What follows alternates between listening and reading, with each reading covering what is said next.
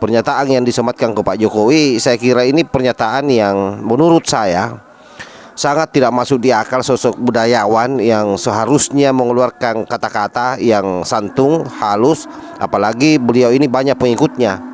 Harusnya memberikan contoh yang bagus pada saat memberikan kritikan terhadap pemerintah. Bahkan juga algoritma pemilu, saya misalnya pemilu 2024 itu kon gak mungkin menang. Wis ana sing menang kita saiki. Wis ana sing menang karena Indonesia dikuasai oleh Fir'aun yang namanya Jokowi, oleh Korun yang namanya Antoni Salim dan 10 naga, gak 9, 10 saya kira. Terus Haman yang namanya Luhut. Nah ya. Jadi negara kita itu sesempurna dicekel cek, ini sekarang bocor-bocor dicekel cek oleh Fir'aun, Haman dan Korun. Itu seluruh sistemnya, seluruh perangkatnya, semua alat-alat politik dan alat sejarah sudah dipegang mereka semua, dari uangnya sampai sistemnya sampai otoritasnya sampai. Nah, saya kira narasi-narasi narsis seperti ini adalah narasi yang sangat tidak mendidik rakyat. Seolah-olah Pak Jokowi ini adalah seorang diktator yang anti dengan agama.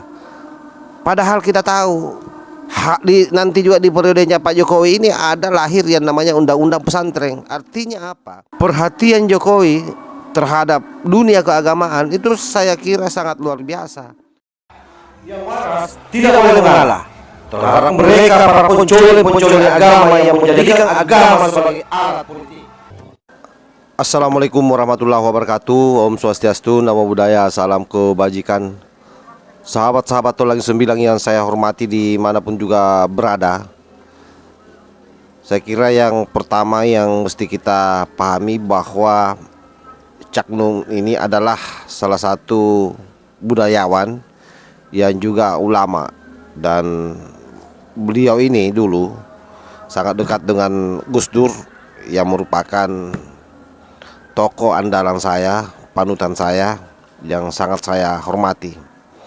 Artinya bahwa Cak Nung ini adalah salah satu juga tokoh yang pernah saya kagumi, terutama pada saat saya masih menjadi aktivis mahasiswa, di mana saya banyak membaca pemikiran-pemikiran beliau melalui buku yang waktu itu banyak dimiliki oleh senior-senior saya.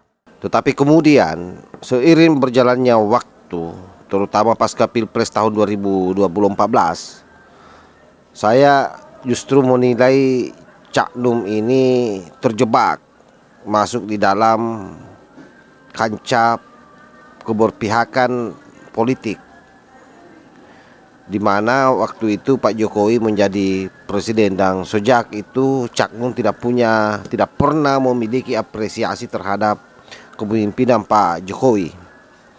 Bahkan suatu waktu dia membuat pernyataan bahwa terlalu hina kalau dirinya menginjak istana negara.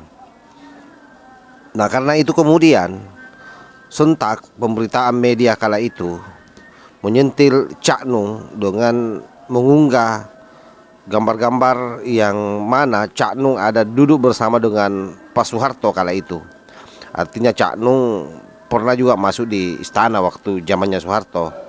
Entah Cak Nung ini orang yang memang sangat dekat dengan Soeharto atau bagaimana, itu yang sampai hari ini saya kira belum clear. Bahwa kemudian ada yang mengklarifikasi bahwa Cak Nung adalah sosok tokoh yang ikut memberikan masukan terhadap Pak Soeharto kala itu untuk mundur pada bulan Mei tahun 1998.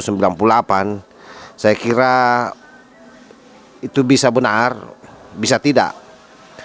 Yang pasti bahwa hemat saya, ketika kita memberikan masukan kepada orang, apalagi ini bicara soal jabatan, tentu Cak Nung ini buat saya adalah orang yang dekat dengan Soeharto. Yang menjadi problem di kepala saya kemudian sampai hari ini, kita tahu bahwa Soeharto ini adalah sosok presiden yang sangat diktator di masanya, dalam artian bahwa hampir seluruh orang yang protes kebijakannya itu kemudian sampai hari ini ada yang tidak didapat jejaknya, dia silang. Lalu kenapa pada saat itu Cak Nung tidak getol melawan secara frontal terhadap Soeharto kalau memang beliau ini adalah orang yang sangat kritis. Kenapa nanti di zamannya Pak Jokowi? Dan anehnya lagi, pernyataan yang disematkan ke Pak Jokowi, saya kira ini pernyataan yang menurut saya sangat tidak masuk di akal. Sosok budayawan yang seharusnya mengeluarkan kata-kata yang santun, halus, apalagi beliau ini banyak pengikutnya, harusnya memberikan contoh yang bagus pada saat memberikan kritikan terhadap pemerintah. Tentu diksinya kan bisa, saya kira banyak pilihannya yang kira-kira secara personality itu tidak membuat orang kemudian menjadi kaget. Karena ini sosok Cak Num yang mengeluarkan pernyataan ini. Jokowi dianggap sebagai Firaun. Ini kan luar biasa. Dimana kita tahu bahwa dalam sejarahnya sosok Firaun ini adalah tirani, orang yang tidak beriman, orang yang kafir terhadap ajaran yang dibawa oleh Nabi Musa. Dan saya kira sejarah ini semua masyarakat bangsa Indonesia, bahkan dunia tahu siapa sosok Firaun. Kenapa justru kemudian disematkan kepada Pak Jokowi? Ya notabene-nya Pak Jokowi ini adalah orang yang secara beragama sangat taat. Kita tahu bagaimana kedekatannya Pak Jokowi dengan para kiai, para ulama, baik itu di NU maupun yang di Muhammadiyah. Kecuali memang Pak Amin Rais. Kenapa? Karena Pak Amin Rais juga ini adalah salah satu tokoh yang pernah mengatakan Pak Jokowi ini adalah Firaun. Ada lagi satu tokoh yang namanya Abdullah Hukamahea yang pernah menjadi penasehat di Badan Pengawas di KPK. Nah, saya kira narasi-narasi narsis seperti ini adalah narasi yang sangat tidak mendidik rakyat. Seolah-olah Pak Jokowi ini adalah seorang diktator yang anti dengan agama. Padahal kita tahu nanti juga di periodenya Pak Jokowi ini ada lahir yang namanya undang-undang pesantren. Artinya apa? Perhatian Jokowi terhadap perhatian Jokowi terhadap dunia keagamaan itu saya kira sangat luar biasa. Lalu kenapa Cak Num mengeluarkan pernyataan seperti ini? Tentu ini erat kaitannya dengan pemihakan dia terhadap Pilpres 2024. Yakini saja, apapun itu yang dia sampaikan yang seolah-olah selama ini netral, tapi kan faktanya juga tidak. Karena di tahun 2014 yang lalu jelas-jelas dia sekalipun tidak vulgar dia mendukung Prabowo. Karena untuk apa dia sakit hati misalnya dengan terpilihnya Jokowi? Seharusnya seorang tokoh yang hebat itu adalah memberikan masukan-masukan yang positif terhadap pemerintah yang ada. Itu yang saya diajarkan oleh para ulama-ulama kami di Nahdlatul Ulama, bahwa seburuk-buruknya kalau dia pemimpin adalah tetap harus dihargai, harus dihormati sebagai pemimpin kita. Tidak boleh kita ini melawan pemimpin, karena itu bugot. Itu kalau kita diajarkan di Nahdlatul Ulama ya, entahlah di tempat lain.